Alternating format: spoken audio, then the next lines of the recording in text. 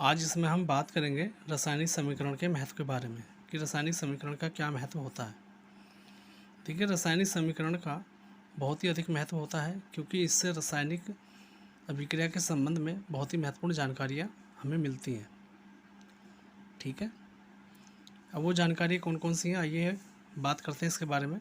तो यहाँ हमारा पहला पॉइंट आ जाता है, भाग लेने वाले पदार्थों के बारे में पता चलता है। यानी कि रासायनिक अभिक्रिया में कौन कौन से पदार्थ भाग लेते हैं उसके बारे में भी हमें रासायनिक समीकरण के द्वारा ही पता चलता है। चलिए इसे हम इस समीकरण के माध्यम से समझने का प्रयास करते हैं। जैसे फॉर एग्ज़ाम्पल, जैसे एक हमारी इक्वेशन है जिसमें हमारा मैग्नीशियम जो है नाइट्रोजन के साथ क्रिया करके क्या बना रहा है, मैग्नीशियम नाइट्राइड बना रहा है। ठीक है, और ये इक्वेशन है 3Mg plus N2 arrow Mg3N2। ठीक है, तो इस इक्वेशन को अगर हम देखें तो इस इक्वेशन में हमें सीधा सीधा ये पता चलता है कि यहाँ पर जो है हमारा मैग्नीशियम जो है नाइट्रोजन के साथ क्रिया करता है और क्या बनाता है, मैग्नीशियम नाइट्राइड बनाता है। ठीक है, तो यहाँ पर जो मैग्नीशियम और जो नाइट्रोजन है ये हमारे क्या हैं, रासायनिक अभिक्रिया में भाग लेने वाले पदार्थ। और ये रासायनिक अभिक्रिया में भाग लेने वाले पदार्थ क्या कहलाते हैं, हमारे रिएक्टेंट यानी अभिकारक। ठीक है, तो इसके जो रासायनिक क्रिया जो होती है उसमें जो भाग लेने वाले जो पदार्थ हैं इसके बारे में जानकारी भी हमें रासायनिक समीकरण द्वारा ही मिलती है। अब बात करेंगे यहाँ पे पॉइंट नंबर 2 की। पॉइंट नंबर 2 है हमारा, बनने वाले नए पदार्थों के बारे में पता चलता है। जब भी कोई हमारी रासायनिक अभिक्रिया होती है तो उसमें अभिकारक पदार्थ आपस में क्रिया करके नए पदार्थ बनाते हैं। फॉर एग्ज़ाम्पल यहाँ पे इक्वेशन के माध्यम से समझते हैं। जैसे ये इक्वेशन है हमारी, यहाँ पर मैग्नीशियम जो है नाइट्रोजन के साथ रिएक्ट कर रहा है और क्या बना रहा है, मैग्नीशियम नाइट्राइड बनाता है।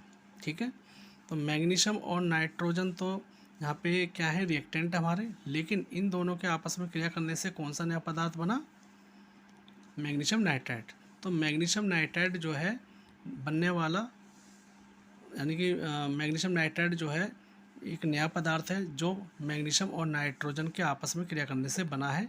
तो ये नया पदार्थ क्या है, मैग्नीशियम नाइट्राइड, और ये बनने वाला नया पदार्थ क्या कहलाता है, हमारा प्रोडक्ट यानी कि उत्पाद।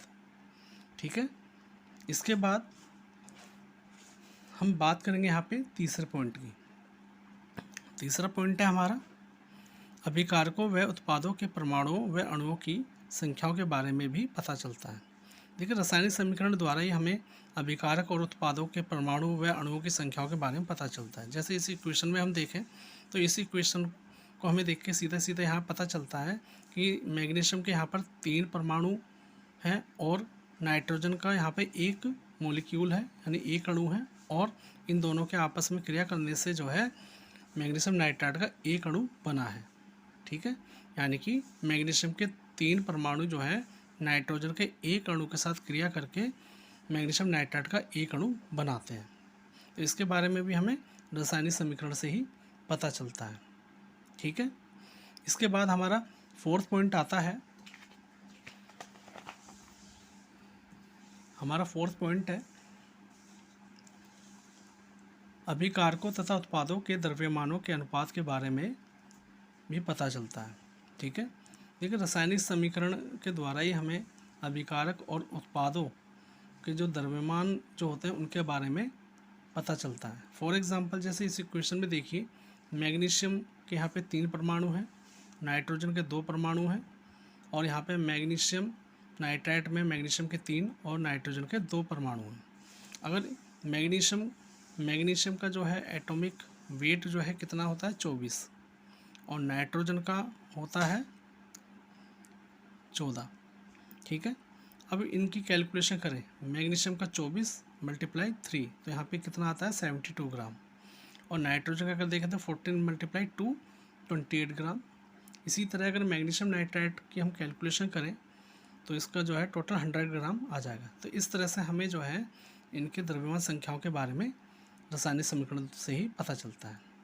इसके बाद हमारा 5वां पॉइंट आता है हमारा, रासायनिक अभिक्रिया में भाग लेने वाले अथवा उसके फलस्वरूप बनने वाले गैसीय पदार्थों के आयतन के बारे में पता चलता है। देखिए, जो भी हमारी जो रासायनिक अभिक्रिया जो होती है उसमें जो भी हमारे अभिकारक पदार्थ होते हैं या अभिक्रिया के द्वारा जो भी नए पदार्थ बनते हैं वो सॉलिड, लिक्विड या गैस फॉर्म में हो सकते हैं। तो उनके आयतन के बारे में भी हमें रासायनिक समीकरण द्वारा ही पता चलता है। ठीक है, देखिए इतनी खूबियों के बावजूद भी हमारी रासायनिक समीकरण कुछ जगह जो है असमर्थ है कुछ जानकारियों को देने में। यानी हम कह सकते हैं कि रासायनिक समीकरण की कुछ कमियां भी हैं। तो आगे हम बात करते हैं रासायनिक समीकरण की सीमाओं के बारे में या उनकी कमियों के बारे में। तो यहाँ पे जो है हम बात करेंगे रासायनिक समीकरण की सीमाओं या कमियों के बारे में। तो पहली पॉइंट आता है यहाँ पे, पहला पॉइंट है रासायनिक अभिक्रिया के संपादन के लिए आवश्यक ताप, दाब या उत्प्रेरक का पता नहीं चलता। देखिए रासायनिक समीकरण द्वारा हमें जो है ये भी नहीं पता चलता कि कोई जो हमारी रासायनिक अभिक्रिया हो रही है उसके लिए हमें कितने ताप की ज़रूरत है या कितने दाब की ज़रूरत है या उसमें उत्प्रेरक की हमें आवश्यकता है या नहीं है, या कौन कौन से उसमें उत्प्रेरक उपयोग में लाए जा रहे हैं। तो इसके बारे में यानी ताप, दाब या उत्प्रेरक के बारे में जो है रासायनिक अभिक्रिया समीकरण द्वारा हमें कोई जानकारी नहीं मिलती। दूसरा पॉइंट है यहाँ पे रासायनिक समीकरण से अभिकारकों के सांद्रण अथवा रासायनिक समीकरण से अभिकारकों के सांद्रण तथा अभिकारक के पूर्ण होने में लगे समय का पता नहीं चलता। देखिए रासायनिक समीकरण से हमें ये भी नहीं पता चलता कि हमारी रासायनिक अभिक्रिया जो हो रही है वो कितने समय में पूरी होगी या वो कितना समय लेगी। ठीक है, तो इसके समय के बारे में, रासायनिक अभिक्रिया के पूरे होने में कितना समय लगेगा, इसके बारे में हमें रासायनिक समीकरण द्वारा कोई जानकारी नहीं मिलती है।